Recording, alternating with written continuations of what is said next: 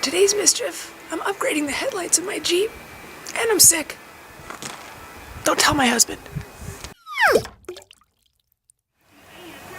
You have to remove the trim ring from the headlight. You'll need a T10 Torx for that.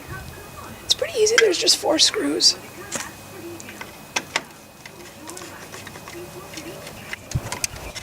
The trim ring might be kind of stuck on the headlight a little bit.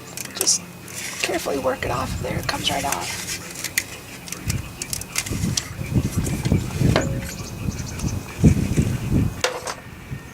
Make sure you don't damage those because you're still going to use them. There's a red slider clip back here behind the headlight. You push this tab down. I don't know if you can see it. The wires are kind of tight in here. Push that tab down and slide that red tab. And the headlight just comes off like that. My headlights have a halo on them, which are operated by the running light system, and they also flash. The halo flashes like a directional. So on these are your turn signal and marker lights here. And the easiest way to test what wires go where, you should always test them, even though like this end wire is the flasher and the middle wire is the parking light, but you should test them anyway. Again, these red slider clips, push this lever, slide that up. As we slid all the way up, sometimes you have to use a screwdriver or something to get that up. Just rock them out. Keep this. Go in and turn the hazards on, and that'll activate the flasher. So to find out what's what with these, get your voltage meter. Put your black probe. There's a black wire right there. Put that one in there. Take your red probe. Touch them. You should see the numbers flash on your screen.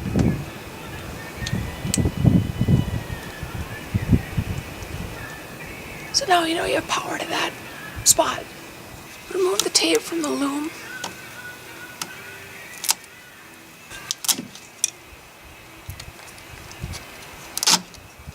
Just peel it back a little ways like that. You don't need to remove it or anything, just get it out of the way. We've determined that this is our flasher wire. So you can use like those like wire tap things that clip into these, but I don't really trust them. I think that they're really prone to corrosion, so I'm going to solder my wires in. The way I do that on a continuous wire like this,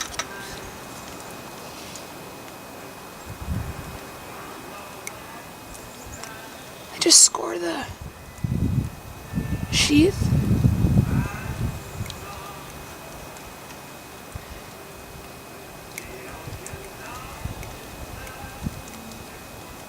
Like that. Take a razor blade, slice between the 2 scores.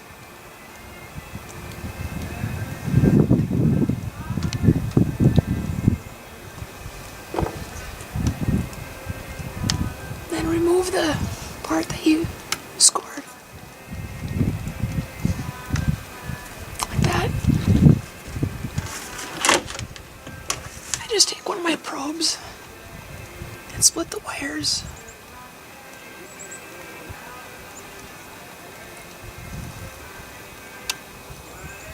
Try to kind of do it in the center if you can. You're just making like a little loop like that. Your headlights should come like this. They come with this, well they should, this anti-flashing thing that plugs into the harness here. And it's got this little pigtail that plugs in like this. These are your wires that go into your parking light and flasher assembly, so that's what we're going to solder in right now. This comes with a really long wire for the parking light assembly, because you can run it to your fuse box. I don't do it that way, so I cut the wires the same length. because they're both going to this point. So there's all this extra wire.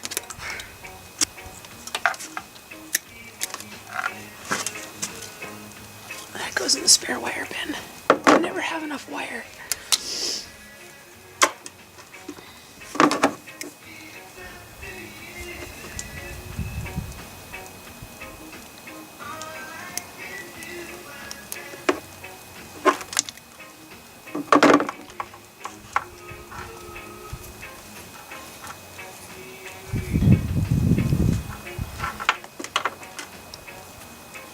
The yellow wire on this little harness is the one that goes to the flasher. This is a very handy item. I got it at Harbor Freight for like $3. I used it to death. It's a great thing.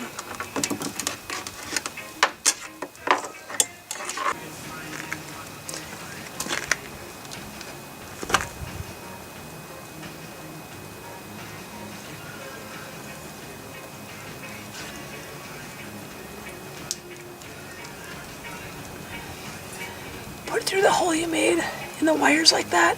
Just pinch it together and then wrap it around. Make sure you have good contact as much as you can. Just look like that.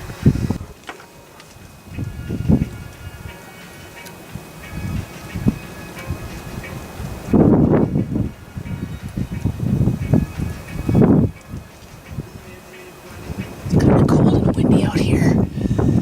The solder cools off fast. It's probably not the best conditions to do this in.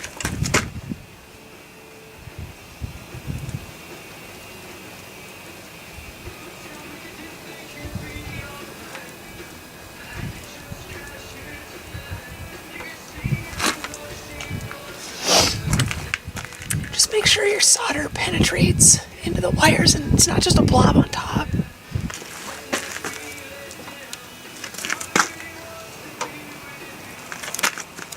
And then make sure you seal it up well with electrical tape.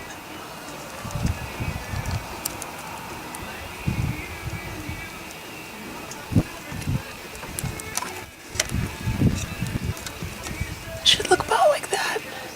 Then you're going to do the same thing with the red wire on this center one here. Oops. There's a little better look at the solder joint. Then you want to tuck your wires back in the loom that you opened up. It just goes back in the crack there. And once you get your wires all tucked in, just put some electrical tape around the loom again so they don't come out of there.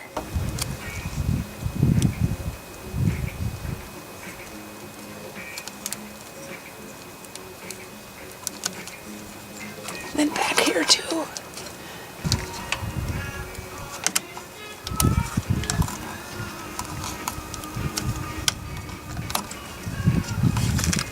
Okay, then you have your little pigtail kind of hanging out of your loom here. You want to bring that back in or out through here. Okay. Now you're ready to put the headlight back in. This is also a good time to polish your trim ring. This stuff works great. Mother's polish. It's always a good idea to put some dielectric grease on your connections. I always do. Might as well while you have it apart.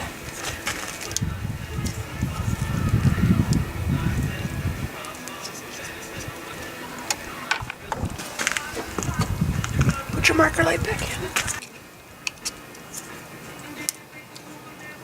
Slide your tabs back down to hold it, like that.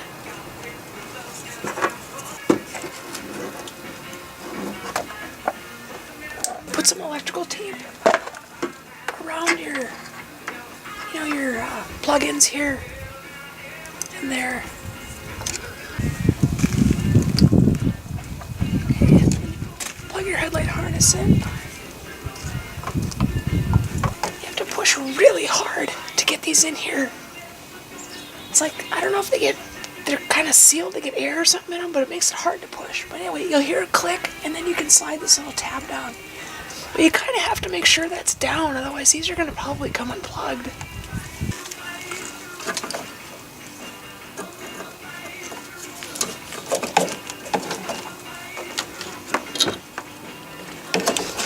The backs of these headlights have these little castings kind of in them, and they match, they're supposed to match the castings in the factory housing thing, but they don't.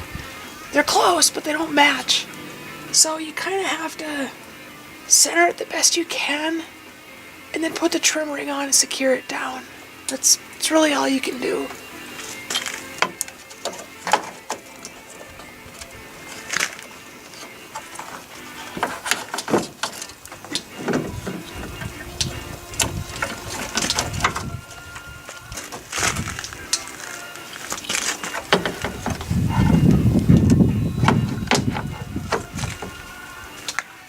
Basically what I did is I centered the one on the bottom and that one at the bottom is seated, and then just try to kind of center these top two the best you can.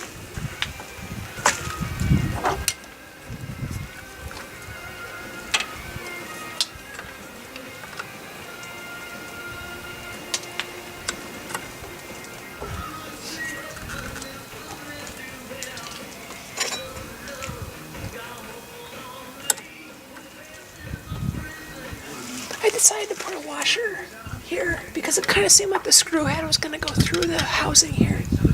So that little washer will stop that. And I'm able to get it a lot more snug. So then you want to take a zip tie, like a real long one, and get in here and find that CAN bus box that's on the headlights and secure it to something so that's not just flopping around in there.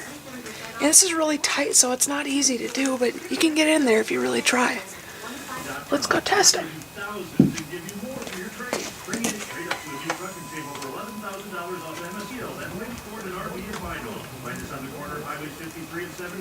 Online 24/7 at linkfordmylong.com. Link Ford and RV, 2 locations to serve you. Mylong and Rice Lake, where reputation is everything. With approved credit, tax, title, registration fees, and dealer service fees are excluded. See dealer for complete details. 40 VW Golf, Jazz, and Volkswagen. I know I didn't show the removal of the grille because it's very, very simple. There are clips on the back. All these clips along here go into these slots, so they just pop in. But before you do that, you have to put your marker lights in.